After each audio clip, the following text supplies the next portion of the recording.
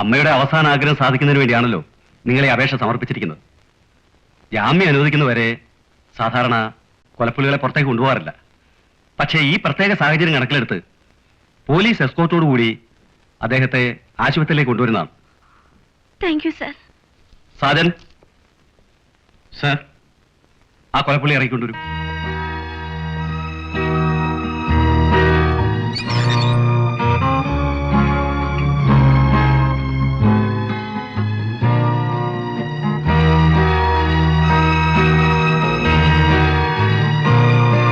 Father James, your stepmother is singing. അവർ നിങ്ങളെ അവസാനമായി ഒന്ന് കാണാൻ ആഗ്രഹിക്കുന്നു. So I am taking you to the hospital. നിയമം അനുവദിക്കുന്നെങ്കിൽ ലോഹ ധരിക്കാൻ. By all means. സാജൻ, അദ്ദേഹത്തിന് ലോഹ എടുത്തു കൊടുക്കും.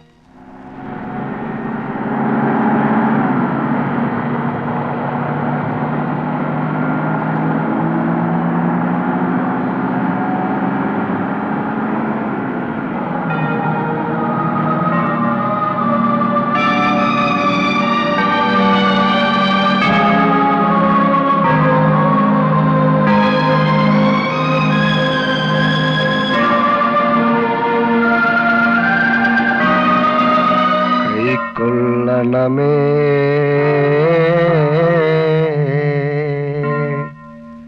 ഹൃദയം ഗമമാ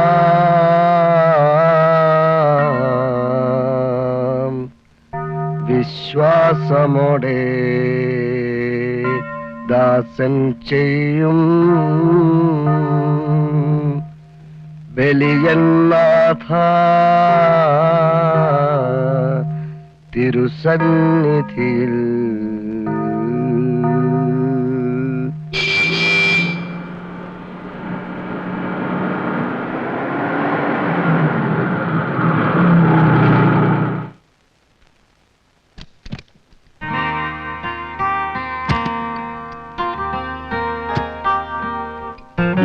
ഊണ് തയ്യാറായിട്ടില്ലേ? എല്ലാം റെഡിയാ വെച്ചമ്മേ. അച്ഛൻ ചടങ്ങുകളൊക്കെ നീട്ടിപ്പിടിച്ചു. അമ്മയുടെ ആനിവേഴ്സറി അല്ലേ? ആ പാട്ടുകുർബാന അല്പം നീണ്ടു. മോളെ ഉഷേ, മോളെ വക്കീൽ സാറും കുടുംബവും പള്ളിയിൽ നിന്ന് വന്നിട്ടുണ്ട്. മോൾ ഇച്ചിരി തൈര് കൊണ്ടുപോയി കൊച്ചമ്മടെ കൊടുത്തിട്ട് വാ. ഓ ഓ ഓ കുറച്ചേ ഉള്ളൂന്നോ? അത് മതി, പശുവിന്റെ കറവ തീരാറായില്ലേ, ഉള്ളത് കൊണ്ട് കൊടുക്ക. എന്റെ കൂടെ എസ്റ്റേറ്റിലെ വാച്ച്മാൻ മത്തായിയുമുണ്ട്. അരണ്ട നിലാവ് വെളിച്ചം, ദൂരെ ചെടി അനങ്ങുന്നത് കണ്ട് മത്തായി ടോർച്ചടിച്ചു തന്നു. ഞാൻ 2 നിറയും ഒഴിച്ചു. എന്നിട്ട് അടുത്തെന്ന് നോക്കിയപ്പോഴല്ലേ സംഗതി അറിഞ്ഞത്. വെടികൊണ്ട് ചത്തത് മത്തായിയുടെ എരുമയായിരുന്നു. അന്ന് ഇവിടെ കൊണ്ടുവച്ചതായി തോക്ക്. പിന്നെ ഞാനത് കൈകൊണ്ട് തൊട്ടിട്ടേയില്ല. ഏതായാലും നിങ്ങൾ അപ്പനും മക്കളും എല്ലാം കൂടെ കൂടുമ്പോഴാ ഈ വീട്ടിലൊരു അനക്കം ഉണ്ടാവുന്നത്. ഞാൻ ഇവിടെ ഒറ്റയ്ക്കിരുന്ന് ബോറടിക്കുക. ഷെർലി, നിനക്കെല്ലാ വീക്കെൻഡിലും കോളേജിൽ നിന്ന് ഇവിടെ വന്നിട്ട് പോയിക്കൂടെ? വണ്ടി ഉണ്ടല്ലോ. അമ്മ ഒറ്റയ്ക്കല്ലേ എവിടെയുള്ളൂ? ആകെ കിട്ടുന്നൊരു ഓഫാ വീക്കെൻഡ്. ഹെൽത്ത് ക്ലബിലും ബീച്ചിലും ഒക്കെ പോകുന്നത് അന്നാ ഫാദർ. അവള് വന്നില്ലേലും ഡാഡിക്ക് വരാമല്ലോ. എന്റെ തിരക്കിനെ പറ്റി ഇവൾക്കൊരു ചുക്കും അറിയില്ല ഫാദർ. ഒരു സമയത്ത് എത്ര കേസാ കൈകാര്യം ചെയ്യുന്ന അറിയാമോ? ഡാഡി ഈ തിരക്കൊന്ന് കുറയ്ക്കണം. പക്ഷെ ക്ലയൻസ് സമ്മതിക്കണ്ടേ? അപ്പന്റെ കാലം മുതൽക്കുള്ള പാർട്ടീസാ. പിന്നെ എന്നാ ഡാഡി 10 ദിവസമെങ്കിലും സ്വസ്ഥമായിട്ടിരിക്കുന്നത്? You are my eldest son. നീ ഇവിടെ ഉണ്ടായിരുന്നെങ്കിൽ. ലോഹ ഊരിക്കളഞ്ഞിട്ട് ഇനി പോരാനൊക്കുമോ ഡാഡി? ഫാദർ വെക്കേഷനിൽ ഇവിടെ ഒന്ന് നിൽക്കണം. ഞങ്ങൾക്ക് വെക്കേഷൻ ഇല്ല ഷേർലി. ഇപ്പൊ തന്നെ അമ്മയുടെ 25ാം ചരമവാർഷികമായതുകൊണ്ടാ എന്നെ പോകാൻ അനുവദിച്ചത്. അമ്മയുണ്ടായിരുന്നേ ഫാദർ ഇടയ്ക്കിടയ്ക്ക് ഓടി വരുമായിരുന്നു. എന്റെ അമ്മ മരിക്കുമ്പോൾ എനിക്ക് 3 വയസ്സേ ഉള്ളൂ. എന്നെ പ്രസവിച്ച അമ്മയേക്കാൾ ഞാൻ അമ്മയെന്ന് വിളിച്ചിട്ടുള്ളത് ആരെയാണെന്ന് അറിയാമല്ലോ. അത് ശരിയാ അമ്മേ. This is life. ഒരു കുടുംബം വളരുമ്പോൾ അതിലെ അംഗങ്ങളെല്ലാവരും പല വഴിക്കും പിരിഞ്ഞു പോകും. ഇതുപോലെ സന്ദർഭം കിട്ടുമ്പോൾ വീണ്ടും ഒന്നിച്ചുകൂടും. പക്ഷെ എവിടെ ആയിരുന്നാലും എല്ലാവരുടെ മനസ്സിലും ഓർമ്മയും സ്നേഹവും എപ്പോഴും കാണും. അപ്പോ ഫാദറിന് ഇന്ന് തന്നെ പോണോ? പോണം.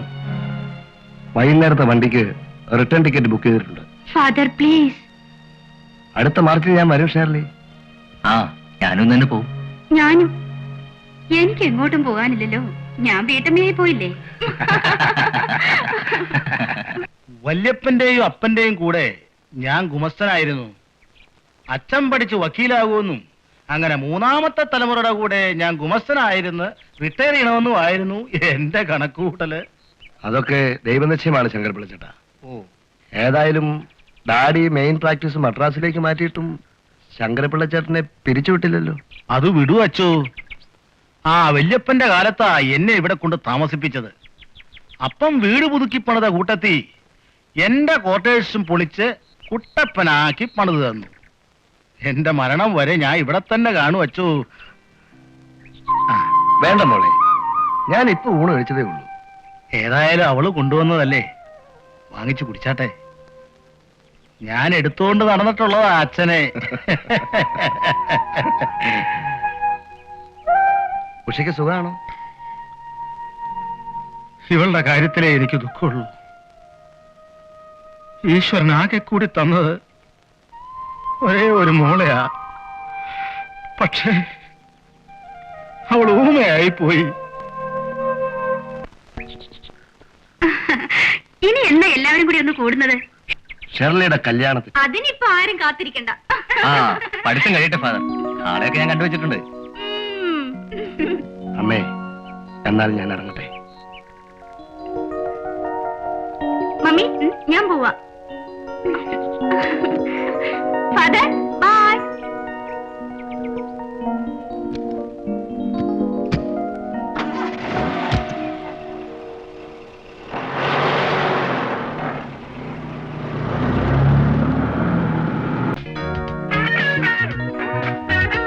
ഓക്കെ മാഡം, ഇനി വേറൊരു കോഴ്സ് ഇടുന്നു.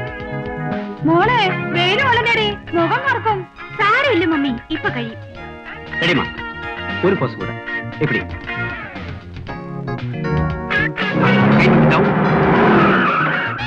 ரெடிமா, இன்னொரு போஸ்ட் கொடுங்க.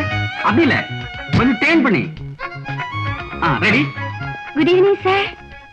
Good evening mister Sunny. Good evening, good evening. What's going on? ഒരു സോപ്പ് കമ്പനിക്കാരുടെ പരിചയത്തിന് കുറച്ച് സ്നാപ്സ് എടുക്കുക. ഇത് കഴിഞ്ഞ് ബ്രേസർ കമ്പനിക്ക് വേണ്ടി കുറച്ച് സ്റ്റിൽ എടുക്കണം. അത് ഇവിടെ വെച്ചാണോ? ഏയ്, അത് ബാത്റൂമിൽ വെച്ചാ. Okay, carry on. சரி எடுக்கலாமா? கொஞ்சம் டேர்ன் பண்ணி. அப்படி இல்ல, கொஞ்சம் കൂടി. സാർ, ഞാൻ അങ്ങയുടെ ജൂനിയർ അഡ്വക്കേറ്റ് ആണ്. അതുകൊണ്ട് പറയുന്നതിൽ രജനിയുടെ കാര്യമായിരിക്കും. അതെ സാർ, താഴത്തെ നില ഒരു മോഡൽ ഗേളിനും അമ്മയ്ക്കും കൂടി താമസിക്കാൻ കൊടുത്തത് ഒട്ടും ശരിയായില്ല സാർ. മിസ്റ്റർ രാമകൃഷ്ണൻ, അവർക്ക് മറ്റാരുമില്ല. എന്നോടൊരു സഹായം അപേക്ഷിച്ച് വന്നപ്പോൾ എനിക്ക് അവരോട് സിമ്പതി തോന്നി. മുമ്പ് ഇവിടെ താമസിച്ചിരുന്ന ആക്ടേഴ്സിനോടും സാർ ഇതേ സിമ്പതി തന്നെ കാണിച്ചു. ഒടുവിൽ അവൾ നല്ലൊരു തുക അടിച്ചുകൊണ്ട് പോയി. To err is human, Mr. Ramakrishnan. But you are A family man. Mister Ramakrishnan, എന്റെ കുടുംബജീവിതത്തിലെ താളപ്പിഴകളെ പറ്റി നിങ്ങൾക്കൊന്നും അറിയില്ല. അതെന്താ സാർ? എന്റെ ആദ്യ ഭാര്യ മരിക്കുമ്പോൾ മോന് 3 വയസ്സായിരുന്നു. മറ്റൊരു വിവാഹം കഴിക്കാൻ ഞാൻ ആഗ്രഹിച്ചിരുന്നില്ല. പക്ഷെ മോനെ വളർത്താൻ ഒരാളിന്റെ സഹായം എനിക്ക് വേണ്ടി വന്നു. അതിനുവേണ്ടിയാണ് അല്പം സൗന്ദര്യം കുറവായിരുന്നെങ്കിലും ആലീസിനെ ഞാൻ വിവാഹം ചെയ്തത്. പക്ഷേ എന്റെ കണക്കൂട്ടലെല്ലാം തെറ്റിപ്പോയി. ഹൗ? അവൾക്ക് എന്റെ മോനെ സ്നേഹിക്കാൻ കഴിഞ്ഞില്ല. ആദ്യ രാത്രിയിൽ തന്നെ എനിക്കത് അനുഭവപ്പെട്ടു. ഒരു മകൾ കൂടി ജനിച്ചു കഴിഞ്ഞപ്പോൾ my son was totally ignored. I can't believe it sir. അവൾക്ക് ജെയിംസ് കുട്ടിയെ സ്നേഹിക്കാൻ കഴിഞ്ഞിരുന്നെങ്കിൽ അവനും എന്നെപ്പോലെ ഒരു വലിയ വക്കീലാകുമായിരുന്നു. പക്ഷേ സ്നേഹം നഷ്ടപ്പെട്ട അവൻ വൈദിക വൃത്തി തിരഞ്ഞെടുത്തു. ഞാൻ പുറത്ത് കാണിക്കാറില്ലെങ്കിലും now I hate my wife. She is an allergy for me. ഞാൻ ചെയ്യുന്നത് തെറ്റാണെന്ന് എനിക്കറിയാം. പക്ഷേ I am also A human being. എന്റെ ഭാര്യയിൽ നിന്നും എനിക്ക് കിട്ടേണ്ട സുഖം ഞാനിവിടെ വില കൊടുത്ത് വാങ്ങുന്നു. That's all. ഇന്ന് ശനിയാഴ്ചയല്ലേ സാറ് വീട്ടിലേക്ക് പോകാൻ ടിക്കറ്റ് ബുക്ക് ചെയ്യുന്നതാണ്. But I cancel it. അതെന്താ സാർ? രജനി രാത്രി ഡിന്നറിന് ക്ഷണിച്ചിട്ടുണ്ട്. I don't want to disappoint her. അപ്പോ ഞാൻ ഇറങ്ങുന്നു സാർ. ഓക്കെ.